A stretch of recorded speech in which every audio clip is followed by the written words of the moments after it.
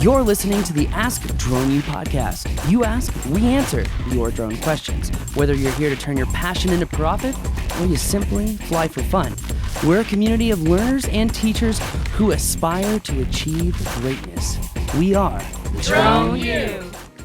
Hey everyone, welcome to another awesome episode of Ask Drone U. My name is Paul. And my name is Rob, and this is episode number 537. Thanks, guys, for hanging out with us. Hope you're having a great week. Definitely do, and very excited to talk about a lot of the shows that we're actually are coming up, because we're going to be discussing some things and proving some points that I haven't heard anywhere else. So very excited about that. Yeah. Very excited that you're here. Thank you very much. Thank you for the reviews. Thank you for the shares, because guess what? The word is getting out and you are helping maintain the freedom to fly. So please continue to do that. And if you're listening on iTunes, don't forget to check us out on YouTube. If you need a nighttime waiver, if you need lots of other fun stuff like that.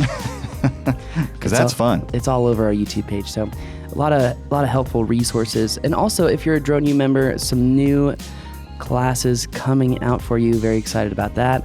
But let's get right into today's question. Rob, what do you say? Let's do it. Hello, this is Darren in Northeast Mississippi. This may be a good question for you to do on a Halloween episode, but I don't want to wait that long to hear the answer. It's really about scare tactics.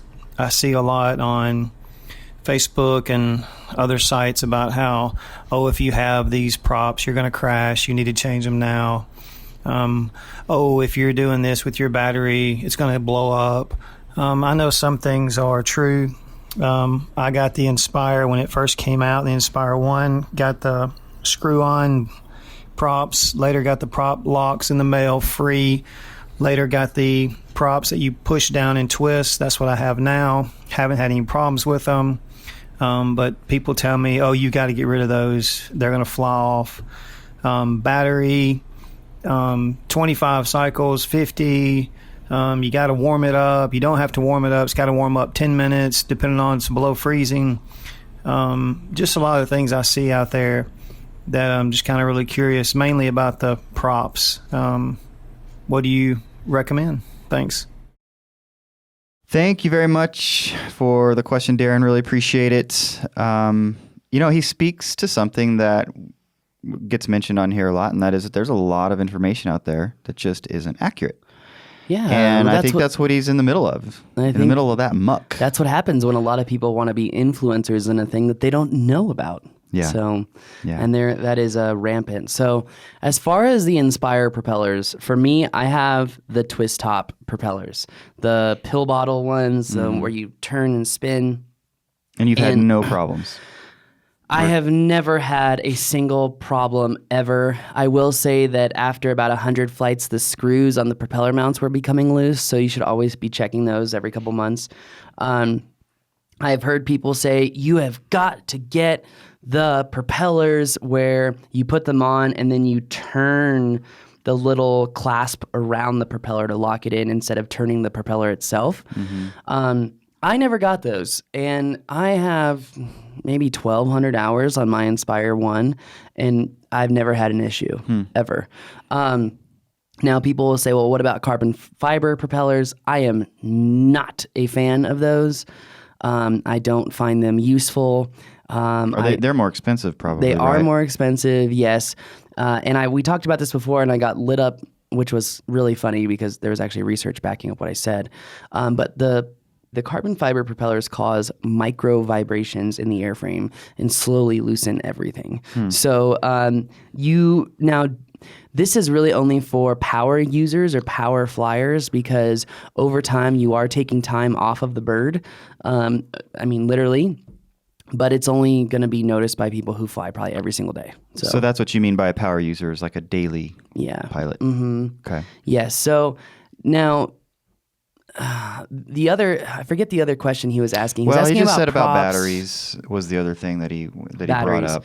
So a couple things. There's a few ways to for sure ruin your batteries. Number one is if you charge your batteries when they're warm, even if it's not warm enough to get the overheat warning light on, you can still ruin the batteries. If you try to cool the batteries really fast after they've been hot and then charge them, that's how you can ruin batteries. I've done that myself. Like how? How would you try to cool them really fast? Like for example, put them when in a I was fridge or when I was something? flying Worlds, I left the Expedition on all day long with the AC running in the car, Okay. and left the batteries on the center console to cool, Got so it. that I could recycle the batteries super fast. Okay. Anyway, my point in that is the way to really screw up your batteries is if you're charging your batteries and you take them off the charger before they're fully charged, you will for sure ruin the lifetime of that battery and have a bad cell. As far as warming batteries up, as far as that goes, there are a couple tricks that work. The best idea is just to keep your batteries above 75 degrees Fahrenheit before you fly outside. If it's even minus, let's say it's 10 degrees outside, from 10 degrees to 40 degrees, that is your biggest like worry zone. If it's 10 degrees and less, you shouldn't be flying. No matter what, you shouldn't be flying. You can get those thermal insulators on the outside of your Inspire 1 batteries to help out. Recently, I left my batteries in the truck last Friday. I left my batteries in the truck overnight. Bad idea. So they were really cold. Now, I will say I successfully put the cold battery in the drone, let the drone start up for a little bit longer than normal, and then when I took off, I hovered and just stayed there. So the key there is to warm it up slowly. Yes. I stayed there. I just let it hover, let the battery warm up. I landed, turned the drone off, turned it back on. The battery warnings were off, and I still got 10 minutes out of the battery. I don't recommend doing that, but if you're in a last case scenario where you're out in a job and your batteries are cold and you're like, wow, what am I going to do? Put it in the drone, take the drone off, maybe 5 feet off the ground, just let it hover for a minute, bring it back down, turn it off, turn it back on. Okay. So that really helped me. That's what we did last Friday fly day. Right. I've been telling people for 3 years now, just keep your batteries warm by putting them on the dash of your car and turning on the car defroster and just warming them up like that. John McBride, one of our instructors here at Drone U, he actually says that the drone itself should not be warmed up, which I find interesting, that the IMU doesn't like to be shocked temperature-wise. So a lot of people say, don't worry about the temperature of your drone, just let it sit outside for a second and, acclimate to the temperature, then put your warm battery in and get fired up. So I think that's really important. Interesting. Okay, so one of the issues here that Darren is dealing with is just where to get his information. I mean, there are just too many sources out there, and there's no way to vet them all. There's too many of them. So find a couple of sources, hopefully Drone U is one of them, that you like, enjoy, and most importantly, trust, based on a history of getting good information, and stick with those. And just, frankly, ignore the noise. Yeah. Because there's too much noise. Way too much. If you're confident in what's working for you, use it, period. There is always well, if I do something and it's worked, it'll work with everyone. That's not always true. Environmental factors are always really important. So if you're running tests on your own equipment, make sure you're writing down the variables. Like, what's the barometric pressure today? What's your elevation? What's the temperature? What's the windage? What's the dew point temperature spread?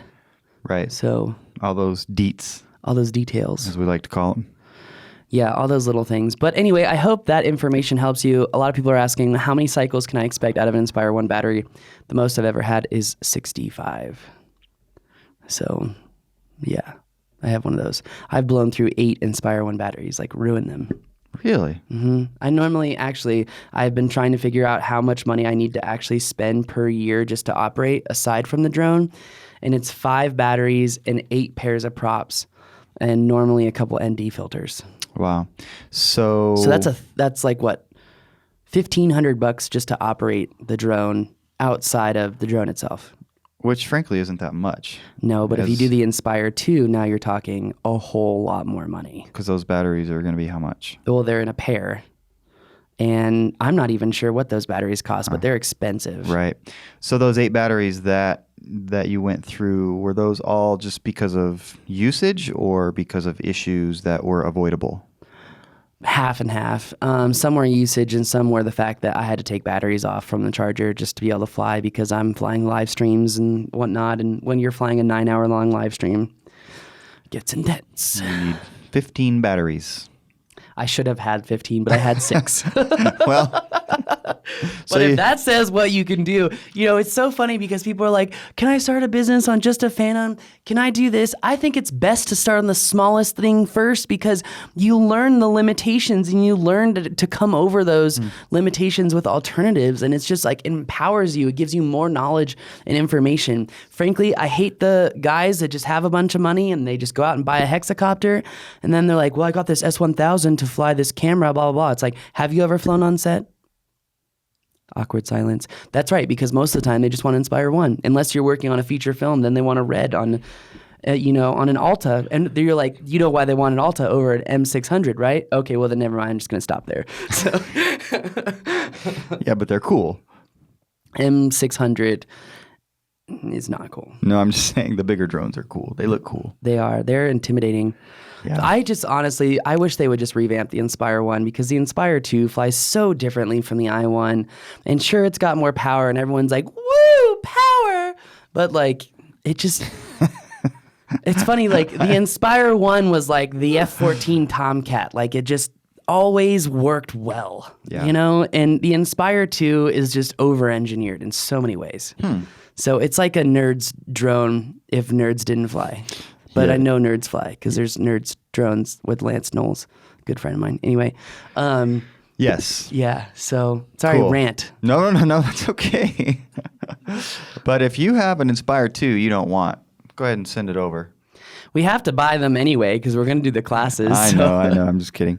Anyways, hopefully that answers your question, Darren. If not, call back. We'll If clarify. not, go to Ask the Drone U and upload another question. Yeah, for sure. Because it's not like we already have 100 or so lined up right now. Well, yeah, we do appreciate you guys sending them in. This podcast doesn't work without you sending in your questions and then, of course, listening and then, of course, sharing and subscribing and doing all those things that you do, and we appreciate it very much. So thank you, everybody. I Yes. guess that's going to do it for us. It is. Thank you guys for listening. Seriously, thank you for the reviews, for the shares. If you just take 30 seconds out of your day and share this podcast or leave it a review on iTunes or Stitcher, Overcast, wherever you listen to podcasts, it really helps out other people get the right information. I know that sounds crazy, but it really does help. So if you are watching on YouTube, please subscribe. Otherwise, check us out on Facebook. Check us out on Instagram at The Drone U. We'll see you guys next time. That's going to do it for us today. My name is Paul. My name is Rob. This is Ask Drone U.